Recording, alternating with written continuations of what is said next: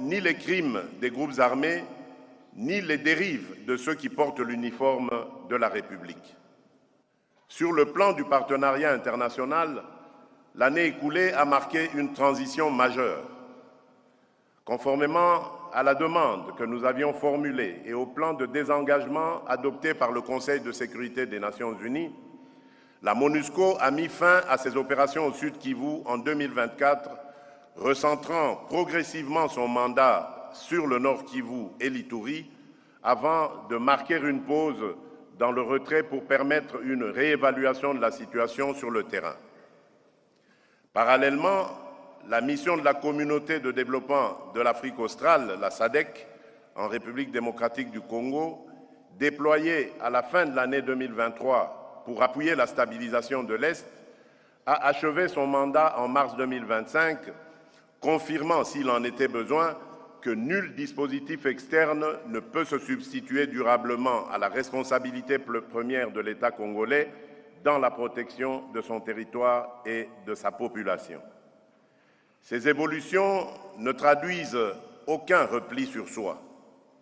Elles marquent plutôt un choix assumé, celui de passer d'une logique d'assistance sans horizon à une souveraineté renforcée, en consolidant nos capacités nationales et en coopérant avec nos partenaires dans le plein respect de notre Constitution et de nos lois. Sur le front diplomatique, la République démocratique du Congo n'a cessé de porter avec constance la vérité de ce qui se passe à l'est de notre pays.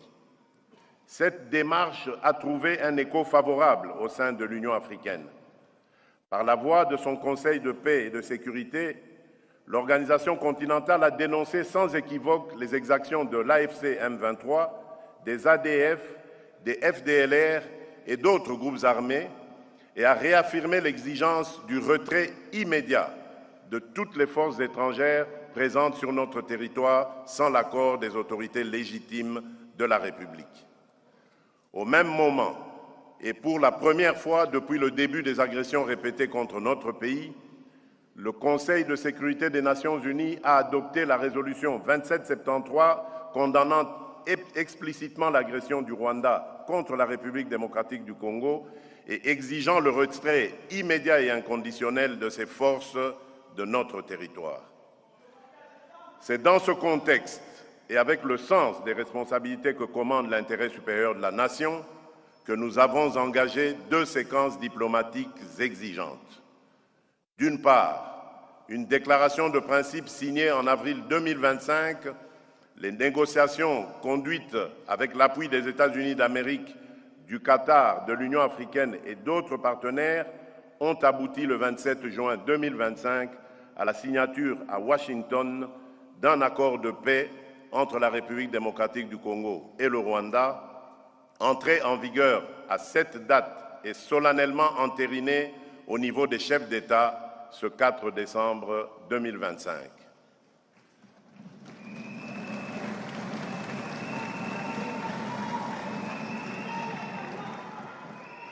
Adossé à la résolution 2773, cet accord entérine le retrait des troupes rwandaises de notre territoire, le démantèlement des groupes armés étrangers, y compris les FDLR, la mise en place d'un mécanisme conjoint de sécurité chargé de superviser l'exécution, ainsi qu'un cadre d'intégration économique régionale qui ne saurait être mis en application qu'à la condition sine qua non que la sécurité et la souveraineté de la République démocratique du Congo soient pleinement garanties.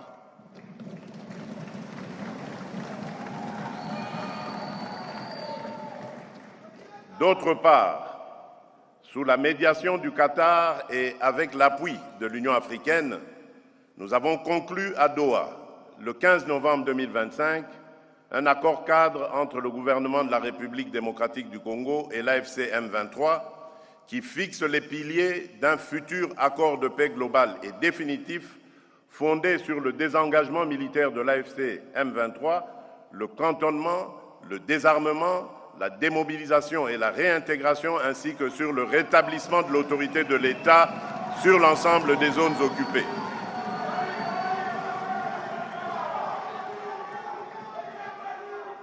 Permettez-moi d'être parfaitement clair. Ces accords ne consacrent aucune forme de partage de notre souveraineté.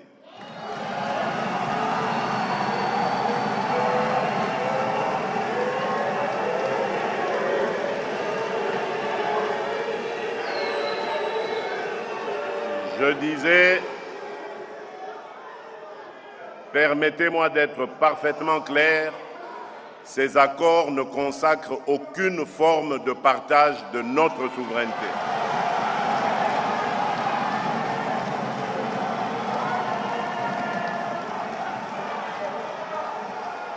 Ils ne valident ni les prétentions territoriales de qui que ce soit, ni la mise sous tutelle de nos ressources.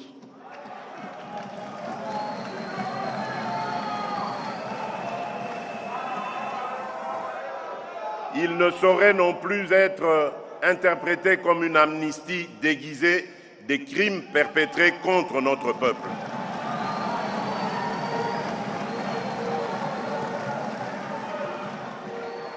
La justice suivra son cours avec rigueur, jusqu'au bout et sans complaisance, afin d'honorer la mémoire de celles et ceux injustement tombés du fait de cette agression. Nous assumons ces accords comme des leviers stratégiques au service d'une paix juste et vérifiable, non comme une concession, mais comme l'expression d'une volonté ferme de conjuguer l'efficacité de notre défense à la puissance de notre action diplomatique. 4 priorités s'imposent désormais à notre action. 1. Obtenir le retrait total et vérifiable de toute force armée étrangère opérant sur notre territoire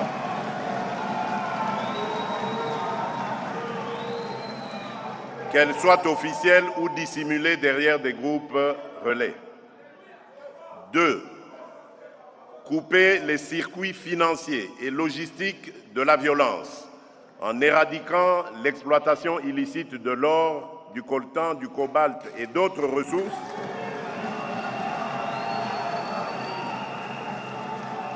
ainsi que la contrebande qui alimente ces réseaux. 3. Assurer la protection effective des civils, en particulier des femmes et des enfants, et garantir l'accès humanitaire aux zones affectées. Et enfin, quatrième priorité, ancrer la paix dans la durée, en combinant fermeté sécuritaire, relance du développement local et démarches de réconciliation au plus près des réalités de chaque communauté.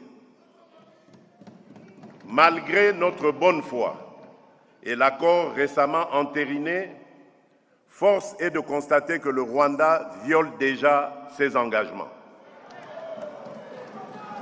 Au lendemain même de la signature, des unités des forces de défense du Rwanda ont conduit et appuyé des attaques à l'arme lourde tirées depuis la ville rwandaise de Bugarama, provoquant de lourds dégâts humains et matériels, notamment dans les localités de Kaziba, Katogota et Lubarika au sud Kivu, rompant ainsi le cessez-le-feu.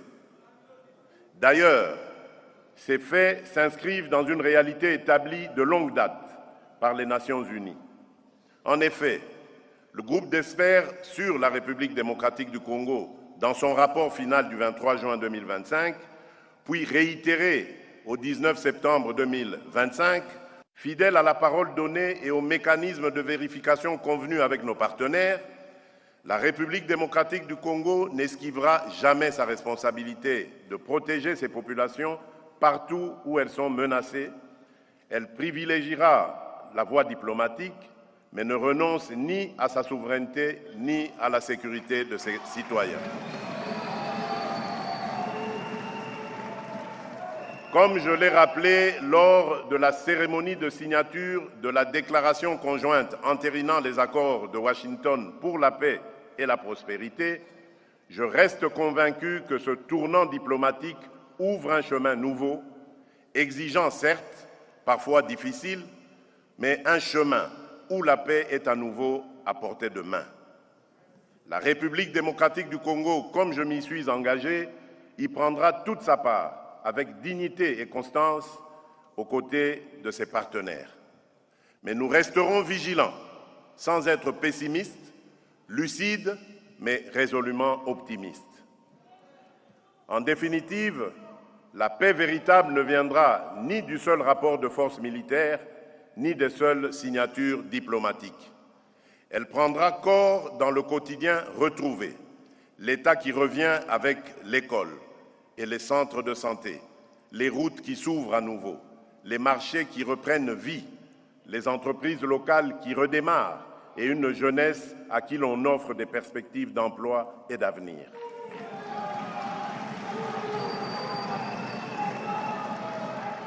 À mesure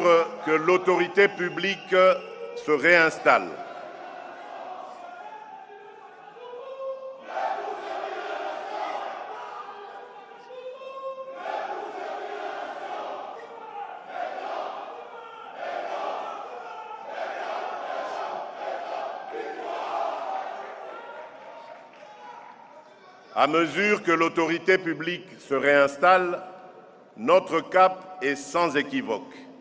Stabiliser durablement les espaces reconquis et organiser le retour progressif, sûr et digne de nos compatriotes déplacés. La reconstruction de l'Est sera à cet égard l'un des axes les plus déterminants de notre action. Tant qu'un seul village, tant qu'un seul quartier, tant qu'une seule colline de ce pays restera sous la menace des armes illégales, je considérerai que notre tâche n'est pas achevée.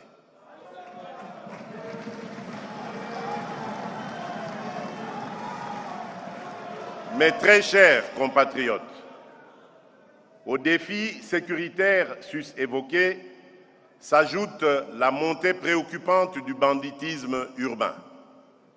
À Kinshasa, comme dans nombre de nos villes, des bandes de délinquants, les Kuluna, sèment panique et désolation. Ils violent, agressent, extorquent, blessent et parfois tuent des innocents. Face à cette menace, l'État n'a été ni immobile ni spectateur. L'opération Ndobo a été intensifiée dans 10 provinces pour démanteler les bandes violentes qui empoisonnent le quotidien de nos concitoyens.